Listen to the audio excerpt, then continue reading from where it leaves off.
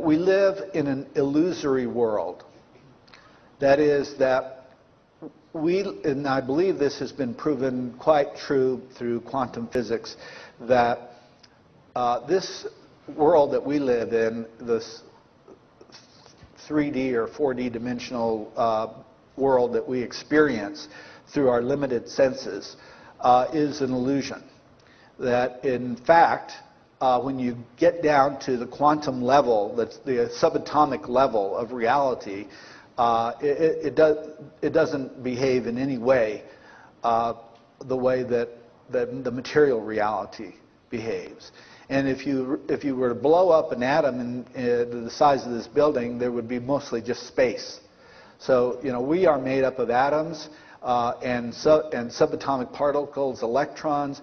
And these electrons behave in ways that nothing else that we know of behaves except the supernatural. We find ESP amongst electrons, and we find the most interesting thing that there is no separation at the subatomic level. Everything is one. There's no difference between one electron and another.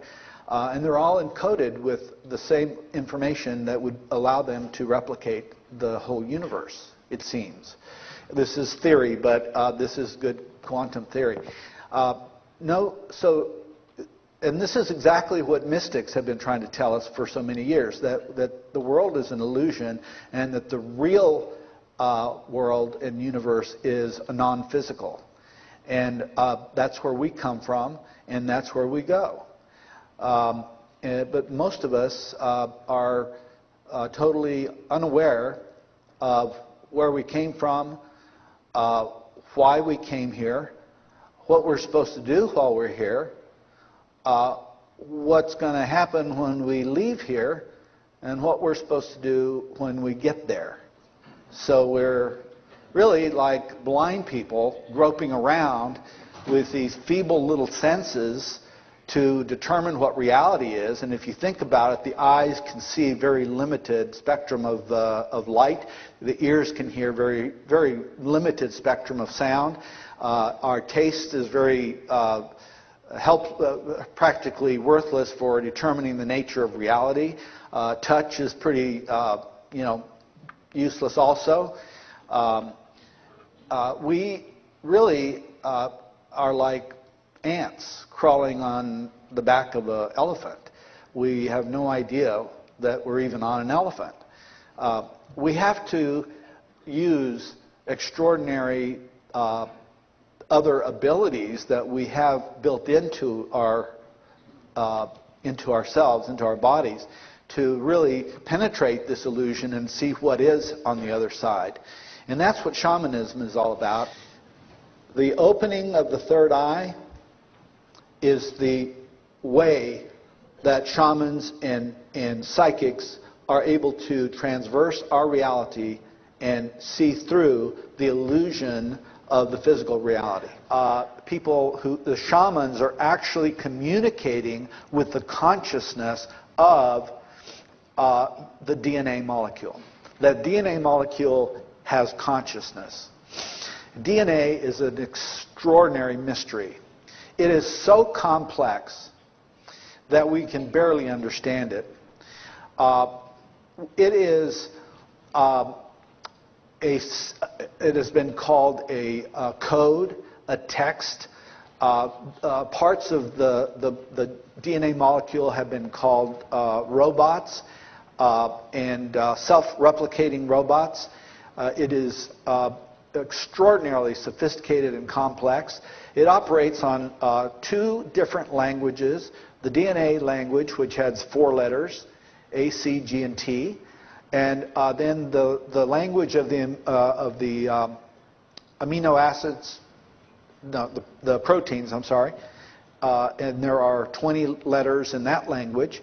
And the only way that DNA can create life, and of course the same DNA molecule is in every living thing, in the cell of every living thing on Earth. It just depends, the difference is how much code there is in that particular life form to create a human or a toad or a oak or whatever. And they can't do anything, DNA can't do anything without deciphering, translating the codes from the 20 letters alphabet over here and the 4-letter alphabet over here. So somehow a translator got put in place. And the translator is our enzymes. And without the enzymes, it wouldn't work at all, because the two languages can't communicate with each other. So we have two sets of languages. We have the translator mechanism, and that is how this DNA is able to work. Problem with DNA is that when Francis Crick, who was the co-discoverer of the double helix shape of the DNA molecule, when he studied the history of DNA, he realized that there was a big problem, that DNA had never changed in the 3.8 billion years that DNA has been on this planet, because there are fossilized bacteria that are exactly like today's bacteria that are 3.8 billion years old. There is no difference between those bacteria. There has never been any other forms of DNA found, and DNA just simply appeared here about 3.8 billion years ago. So Francis Crick concluded that this either was done by what happened by chance, as we're told by science, or it didn't. So he ran very sophisticated computer models to try to determine the odds of such a complex organism being put together by accident, say by a lightning bolt or by just chemical reactions. And he discovered that the odds of that happening were greater than the number of all the atoms in the universe. So he concluded wisely that we could rule out DNA as being an accidental thing. So then the question is, okay, where did it come from? If it didn't evolve here, and if it wasn't created by accident, where did it come from? And he created the theory of directed panspermia, which merely says that DNA was sent here by higher intelligence long time ago, and that life on Earth was seeded from other life forms elsewhere in the universe. Now, since that time, by the way, it's also known that while he was trying to understand the form that DNA took, he took LSD to open his mind to understand such things. So he was also exploring in shamanic ways. But so we have now NASA, who has twice announced that DNA comes from outer space. The first time was with the Mars meteorite, where they found nanobacteria, fossilized nanobacteria. That was pretty much poo-pooed by the scientific community.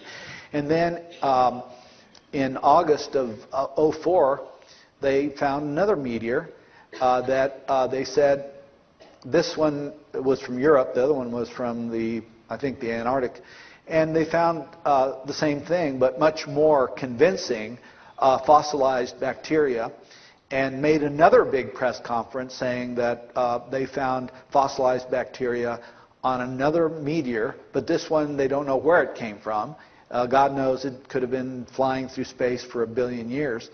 So we do know that DNA exists, and the bacteria that they found is exactly like the bacteria that you find here on Earth, with the exception that it has different isotopic readings that you do not find on Earth. So definitely alien DNA. NASA is telling this. Dr. Francis Crick, Nobel laureate, told us this in his book, Life Itself. You know, I think it's about time that we recognize that where our origins are from, and they're not from here, we're all from out there someplace. And if DNA exists elsewhere, then there is definitely some form of life out there waiting for us to discover, except that I think they discovered us first.